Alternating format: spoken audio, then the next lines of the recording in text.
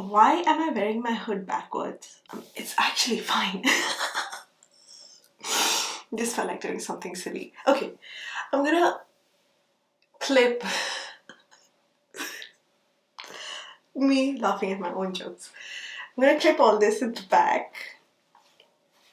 And we're gonna talk a little about shaving before I actually get to it, right?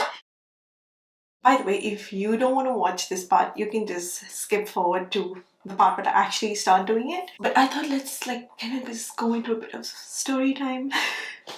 It's never like I had too much hair growth on my face or anything, but just at one point when I started doing a few photo shoots in Dubai, it was pretty evident. So, you know, especially when the camera gets up really close and personal, you could see a bit of like growth on, say, the upper lip or the side. But this is how much I have. It's not like it's growing out like crazy. It's not like I was earning anything at all at that point, that I was like, what options do I have? You know, like the options were like, obviously laser was out of the question. It was just way too expensive. And the other options were bleaching, dermaplaning. I mean, this is technically a form of dermaplaning. Dermaplaning is a little more deeper, like they use a scalpel. There's bleaching, dermaplaning, and waxing. So I did try waxing first, and I broke out so much. Like this entire portion along with my entire jawline was just breaking out like crazy. I was just like, okay, this is not something for me. And I was just like, okay, maybe I had a friend who did it and it worked perfectly fine for her. But then I was like, okay, let me give this one more shot. And I did it and the same thing happened. So waxing was out of the question. Then came to bleach. So I tried bleaching, and what happened is, the result was achieved, but I did eventually, you know, I felt like there was some patches of pigmentation on my skin, which kind of seemed to darken over time. To the extent, I think I was going for some kind of an event, and I asked, there was a lady who I used to call home, sort of like a home service, and oh my god, I got so scared. I thought my face looked so patchy. It was like almost gray in color in, you know, these certain areas which kind of tend to sort of get more sun exposure. I was just like, no way, this doesn't work. But luckily that faded. Tip: if you are bleaching your skin and you have these patches where you see discoloration, maybe just leave honey on your skin for about 10 minutes or maybe half an hour max, and then wash it off. It should lighten up. Bleaching was out of the picture for me. I was just like, okay, bleaching is not working. And that's how I arrived at face shaving.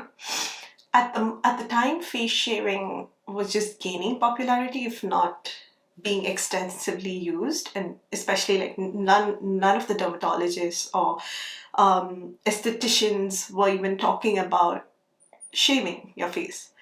So what I did, I bought one of these and I just did like a tiny patch, like somewhere around there. You know, I thought, okay, let me look at it for about a week, and you would probably feel the regrowth because obviously your hair gets cut and at an angle. But this brings us to myth number one. No, your hair doesn't grow thicker. I've been doing it for 3 years now, and it is exactly the same. I'm going to obviously zoom you in so that you can see. If anything, I feel it only benefited me in the form of, you know, my products sort of penetrating deeper into the skin and smoother skin, brighter skin.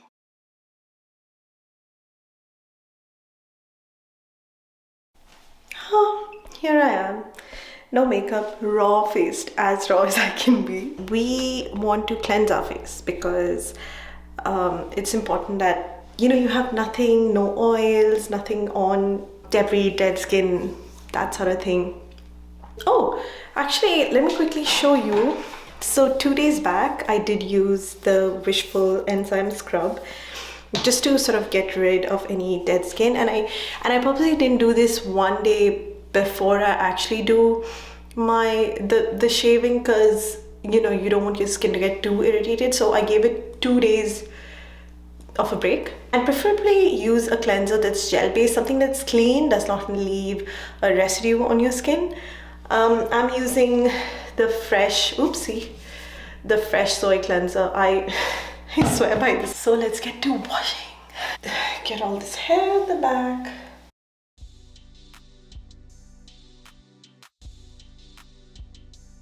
Roll up my sleeves.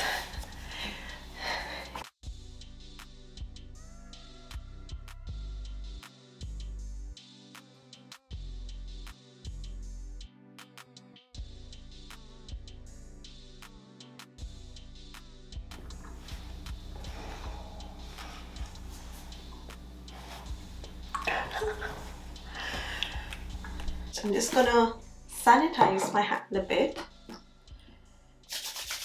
COVID times. I have a clean face. You saw the wonderful video of me washing my face. I would recommend one of these kind of the single blade razors, which are quite easily available on Amazon. Make sure that this is also cleansed in some way, sanitized.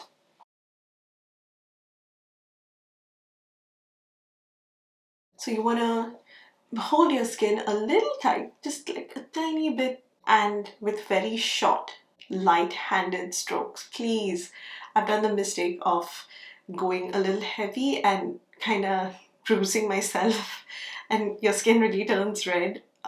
You don't want to do anything of that sort because it is other than painful, it's stingy, and you probably can't wear makeup for the next 4 days because you're actually going to start scabbing.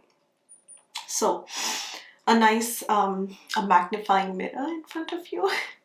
Oh, I'd also done my brows in a previous video, so if you want to see that, you can just. So it depends where you like to start from. I like to start from my forehead just because I feel like when you do a few strokes, you kind of get the amount of pressure you need, and you can kind of maintain that for the rest of your face.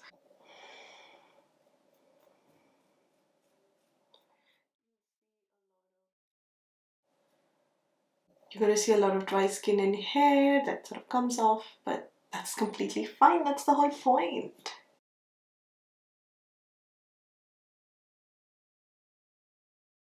I swear, this is a legit snowfall.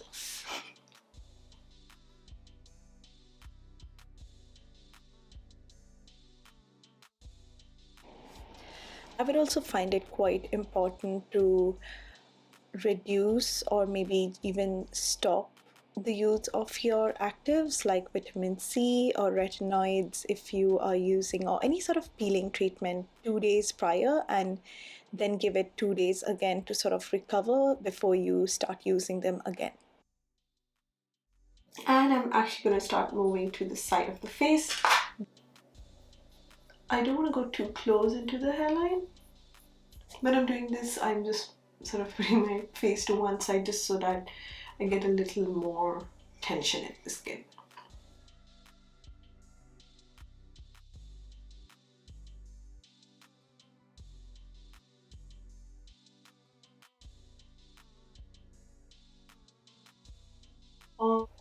You're going to see how much dry skin I have right now.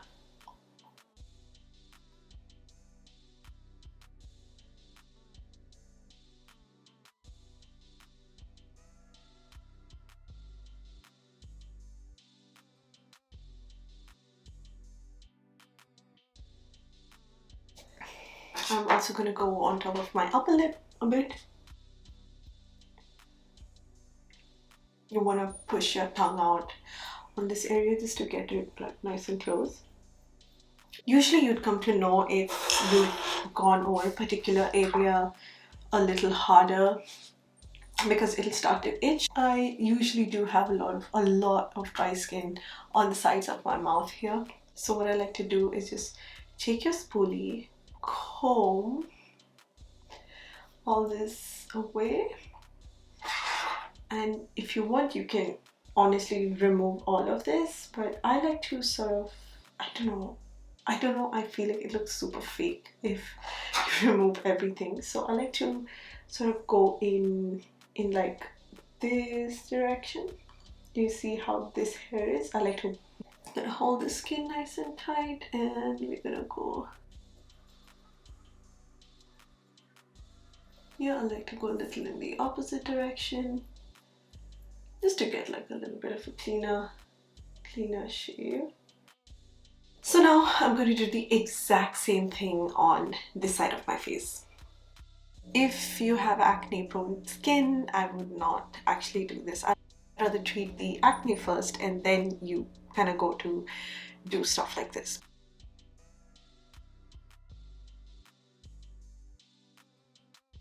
And now to the chin area. Mind you, here is where I have a bit of a breakout. If you have like an occasional breakout, go around that area. Another tip is to be careful when you're going over sensitive areas. If you have a little bit of redness in a certain area, try to maybe reduce the pressure or even completely omit that area. At this point, I just wanted to mention that if your hair is a little too thick, meaning if it has a little more of a beard-like appearance, I would rather show it to a doctor, because many times it could be because of hormonal imbalances. So I would recommend that you get that sorted out first. And just like that, I'm done now. After that, I would wash your face with probably ice cold water, because at this point your face is going to feel super dry, and especially if you've gone over 1 or 2 places over, you're going to feel that irritation.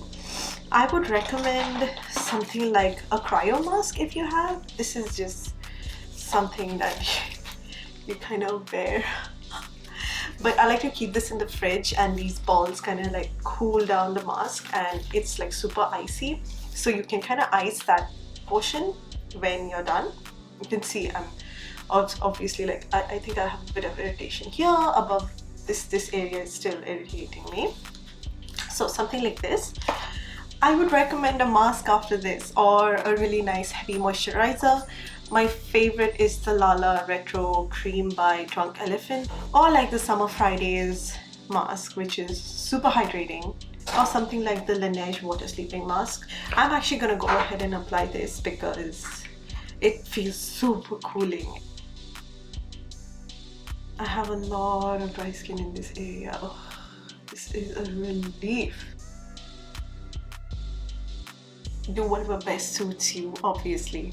This suits me the best, so I thought, why not make a video on it? Okay, that's it. Thanks for watching, y'all. Let's see what I come up with next. Bye.